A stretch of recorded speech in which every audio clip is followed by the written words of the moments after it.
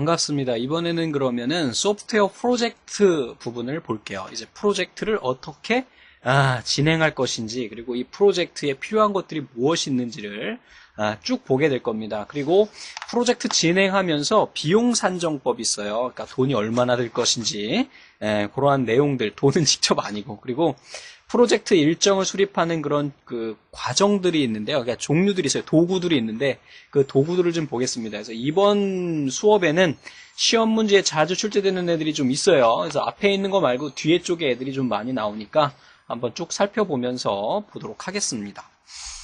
자, 우선은 프로젝트라는 것은 그냥 뭔지 아시잖아요. 단어만 봐도 주어진 기간 내에 제일 돈을 조금 들여서 최고의 시스템을 만드는 거죠. 자, 프로젝트 성공을 위해서 계획, 조직화, 인력 확보, 지휘, 통제 등을 하기 위한 절차나 기법 등이 여기에 속하고요. 고려사항으로는 규모 파악, 과거 정보, 이용, 그 다음에 위험성, 구조적 불확실성 정도, 프로젝트의 복잡도 등을 있겠죠. 프로젝트 관리 대상에는요.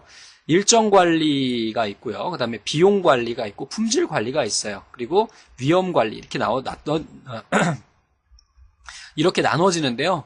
여러분들 뭐 일정 관리나 비용 관리, 품질 관리, 위험 관리 그냥 단어만 봐도 대충 아시겠죠? 자, 일정 관리는 뭡니까? 제시된 어떤 주어진 시간 내에 끝낼 수 있느냐, 이런 것이 되겠고요. 그 다음에 비용은요. 내가 돈 이만큼 줄 테니까 이 안에서 끝내. 이런 게 되겠고요. 품질 관리는요. 야, 나 이만큼은 내가 받아야 되겠거든. 이 정도 성능은 나와야 되겠거든. 이런 거고요. 위험 관리는요. 내재된 어떤 위험을 분석을 해가지고 이걸 어떻게 위험을 효과적으로 피해 나가면서 어때요? 좀 더 효과적인 그런 소프트웨어를 만들어내는 그런 것이 되겠죠. 자, 그래서 이러한 관리 대상, 프로젝트 관리 대상에 대한 네 가지도 여러분들 각각 알고 계시면 될 것 같고요. 그리고 이것도 가끔 출제가 됩니다. 프로젝트 관리를 위한 3대 요소. 뭐가 필요해요? 사람 있어야 되겠죠. 문제, 내가 뭘 할 거지? 프로세스, 어떤 단계로 할 거지? 이게 바로 프로젝트의 3대 요소입니다. 세 가지이기 때문에 객관식으로 많이 나와요. 자, 신뢰성이 있는 소프트웨어 프로젝트 예측 방법. 어떤 방법이 있느냐? 예측을 가능한 뒤로 미는 거예요. 근데 예측을 가능한 뒤로 밀면은 진행이 되면 될수록 점점 확실해지니까. 근데 이제 현실성이 부족하죠. 자, 이미 수행된 유사 프로젝트를 참고하거나 분해 기법을 이용하거나 경험적 예측 모델을 사용하거나 자동화 도구를 사용하는데 이것도 마찬가지로 시험 문제에 자주 출제되는 애입니다. 프로젝트 계획 수립 개념에는 뭐냐? 프로젝트 계획을 하는 프로젝트 계획 수립을 하는 이유가 뭐예요? 소프트웨어를 개발하기 위해서 전체적인 필요사항을 준비하는 단계이고, 프로젝트 규모 파악, 프로젝트 계획, 그 다음에 계획 단계의 특징, 외주 개발을 위한 제안서, 평가사항, 뭐 이런 것들로 구분이 되겠죠. 자, 그리고 뭐 프로젝트 규모 파악 단계에서는 프로젝트 개발 시 소요되는 노력과 개발 기간, 전체 참여 인원 등을 예측할 수가 있게 됩니다. 자, 프로젝트 계획 목표 단계는요, 제한된 자원과 일정을 가지고 최적의 방법을 찾도록 하는 거고요. 프로젝트 범위, 자원, 비용을 예측할 수 있고, 뭐 그 외에 그냥 딱 읽어보시면 다 아실 내용일 것 같아요. 제가 별도로 설명드릴 내용이었고요. 소프트웨어 영역 결정의 이해, 소프트웨어 처리 기능이나 성능 정도를 파악해서 결정하는 것. 얘가 어느 정도의 아우라를 가지고 있는, 아우라라는 표준어는 아니지, 이런 범위 내에서 활용할 수 있겠느냐라는 것을 우리가 이제 영역 결정을 하는 그런 것이 되겠죠. 개발 단계에서 발생할 수 있는 제한 조건, 개발 일정, 개발 인원 등을 명확하고 이해 가능한 범위 내에서 영역을 결정을 하는 거고요. 소프트웨어 영역의 결정 주요 요소들이 쭉 나오는데요. 우선은 기능적인 거, 성능적인 거, 신뢰도, 제약 조건, 인터페이스 이렇게 구성이 됩니다. 딱 보시면 아시겠죠. 기능 뭐야? 입출력, 통신, 인터페이스, 데이터베이스 이 정도의 기능은 할 수 있지 않겠느냐. 성능, 너 1시간 내에 이 정도는 해버려 라고 하는 그 정도는 되어 있어야 되겠죠. 또 제약 조건, 하드웨어가 나 CPU가 1GHz인데 어느 정도 성능은 내줘야 되지 않겠냐. 이런 거. 자, 인터페이스는 소프트웨어에 의해서 간접적으로 제어되는 장치와 소프트웨어를 실행하는 하드웨어 순서에 의해 절차적 운영상 소프트웨어의 실행 절차, 기존 소프트웨어나 새로운 소프트웨어를 연결하는 소프트웨어, 키보드나 I/O 장치들을 통해서 소프트웨어를 사용하는 사람들의 요소가 모두가 여기에 해당이 되겠죠. 자, 다음에 이제 자원의 결정 부분이 나오네요. 자, 하드웨어, 소프트웨어, 인적 자원 등 개발에 필요한 물품 등을 미리 확보하고 개발될 소프트웨어의 규모나 특성에 따라서 개발자들을 이렇게 야, 너 뭐해? 이렇게 하는 거죠.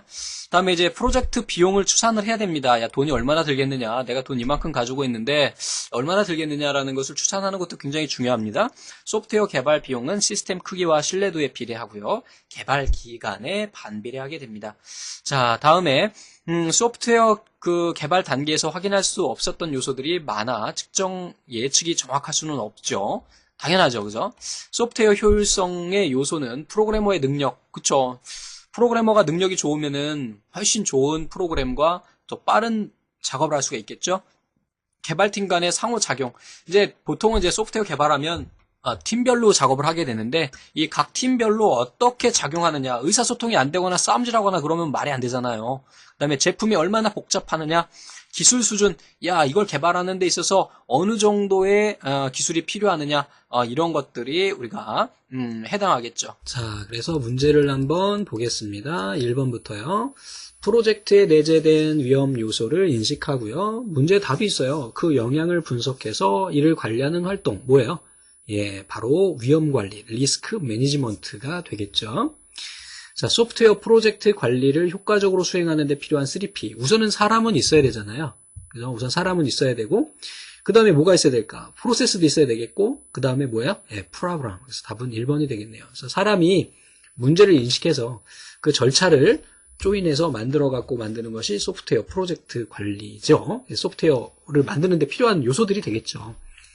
자, 소프트웨어 프로젝트 계획 수립 시 소프트웨어 영역이래. 소프트웨어 영역의 결정 주요 요소로 거리가 먼 것은 그랬는데, 기능, 인터페이스, 성능, 인적 자원은 아니죠. 소프트웨어 개발 영역을 결정하는 요인 중에서 다음 사항과, 이게 3번하고 연결되는 거네요. 소프트웨어에 의해서 간접적으로 제어되는 장치와 소프트웨어를 실행하는 하드웨어, 새로운 소프트웨어를 연결하는 소프트웨어. 연결 뭐 이런 건가 봐요. 자, I/O 장치를 통해서 소프트웨어를 사용하는 사람, 순서적 연산을 통해서 소프트웨어를 실행하는 절차, 뭐 3번, 4번, 이게 세 번째, 네 번째는 좀 뭐 구분이 잘 안 가지만 위에 있잖아요. 소프트웨어를 실행하는 하드웨어, 소프트웨어와 하드웨어가 서로 연결이 돼 있어야 되고, 새로운 소프트웨어와 뭐 연결하는 소프트웨어, 즉 어떤 호환성을 얘기하는 거죠. 그래서 인터페이스가 여기서 답이 되겠죠. 자, 프로젝트 산정 기법이 있습니다. 비용 산정 기법이죠. 자, 프로젝트 비용 결정 요소에는요, 프로젝트 요소, 제품의 복잡도라든지 시스템의 크기라든지 요구되는 신뢰도, 이런 것들이 프로젝트 요소가 되고, 자원 요소는 인적 자원, 하드웨어, 소프트웨어 자원이 되겠고, 생산성 요소는 개발자의 능력, 개발 기간, 이런 것들이 되겠죠. 그래서 저희 두목랩도 이번에 이제 2011년 되면서 모바일에서 동영상을 볼 수 있도록 이렇게 시스템을 구축을 해놨는데, 아직 동영상은 올리진 않았어요. 강의 촬영을 해야 되니까 뭐 빨리 해서 올려야 되는데, 그제? 자, 다음에 비용 산정 기법이 있습니다. 이제 실제로 이제 LOC 기법이라고 대표적인 기법이 있는데요. 여기 나와 있는 공식들은 좀 외워주시기 바랍니다. 뭐 제가 말씀드리지 않아도 여러분들은 잘 하실 수 있을 거라 생각해요. 자, 외울 수 있지? 자, 그 다음에 코코모 모형이라는 애가 있는데요. 얘는 이제 LOC에 의해서 비용을 산정하는 기법입니다. 그래서 뒤에 가면 또 코코모 기법에 대한 또 자세한 또 설명들이 나오니까요. 그때 가서 또 보도록 하겠습니다. 자, 소프트웨어 개발 유형에는요, 오거닝 모드와 세미 디태치드 모드, 그 다음에 임베디드 모드가 있습니다. 그래서 오거닝 모드 같은 경우는 일괄 자료 처리나 과학기술 계산용 비즈니스 자료나 5만 라인 이하의 중소 규모를 개발할 때 쓰고요. 세미 디태치드는요, 트랜잭션 처리 시스템이나 운영체제, 데이터베이스 관리 시스템 등 30만 라인, 굉장히 큰 겁니다. 이 정도도 굉장히 큰 거예요. 운영체제 개발한다는 게 쉬운 게 아니잖아요. 자, 요것이 요 정도 되겠고, 그 다음에 임베디드 모드는 초대형 규모래요. 그래서 처리 시스템의 운영체제 등의 30만 라인 이상의 소프트웨어를 개발하는 거죠. 그러니까 뭐 윈도우즈 이런 거. 그나마 뭐라 그러죠? 안드로이드나 이런 거는 예전에 기존에 있던 리눅스 기반이기 때문에 개발 기간이 굉장히 짧았죠. 그냥 어느 정도 되겠어? 그건 세미 디태치드 정도 되겠네요. 자, 그리고 이제 코코모 모형의 종류가 쭉 나오는데요. 코코모 모형의 종류에는 베이직, 그 다음에 인터미디에이트리, 그 다음에 디테일 이렇게 세 가지가 있다는 거. 그 다음에 푸트납 모형. 얘는 뭐냐? 소프트웨어 생명 주기의 각 과정에 사용될 노력 분포를 가정해주는 모형이고요. 자, 기능 점수 모형이라는 건 소프트웨어의 기능을 정량화하고 개수적 측정을 통해서 실험적 관계를 통해서 개발 규모를 산정하는 모형이에요. 그래서 여러분들 여기에 나오는 애들은 거의 다 뭐라 그럴까 외워야 되는 내용들이에요. 그죠?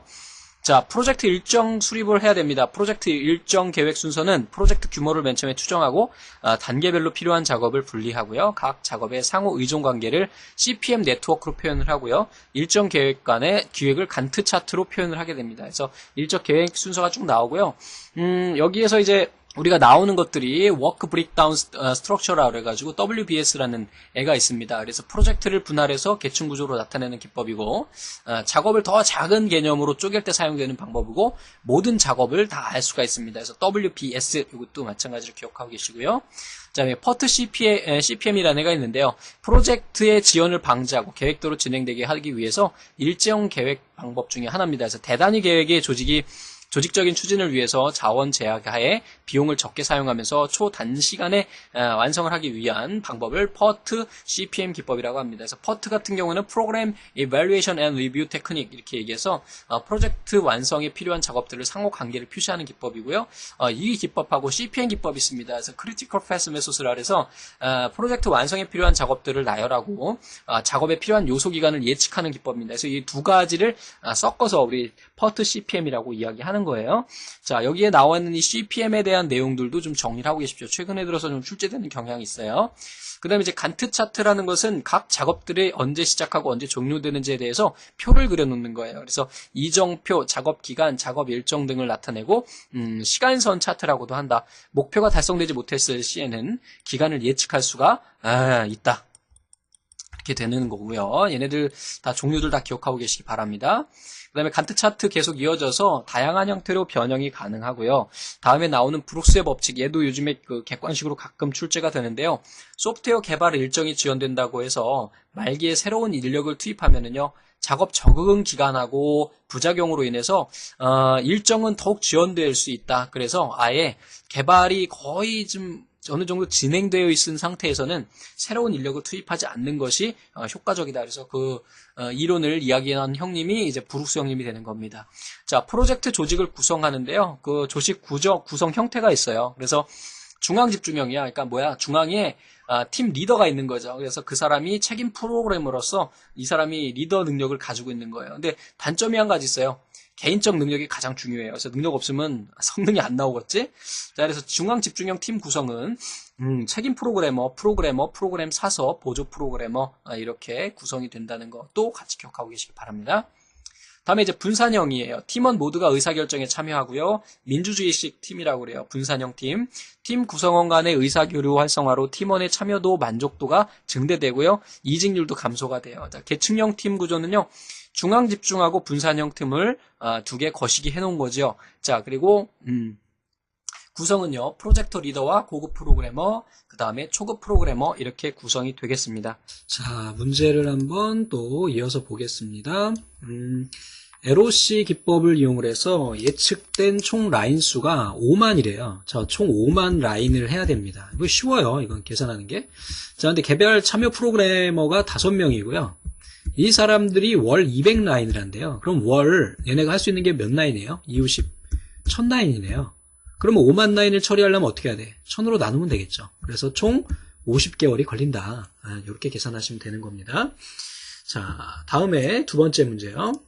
소프트웨어 프로젝트 일정이 지연된다고 그래서 프로젝트 말기에 새로운 인원을, 이거 너무 자주 출제되는 내용인데요. 뭐라 그래요? 이거 누가 그랬어요? 예, 브룩스죠, 브룩스. 브룩스 형님이 만들어 놓은 법칙.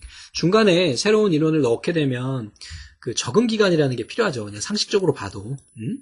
자, 민주주의적 팀에서 내용으로 옳은 것은이라 그랬어요. 민주주의적이라 그랬어요.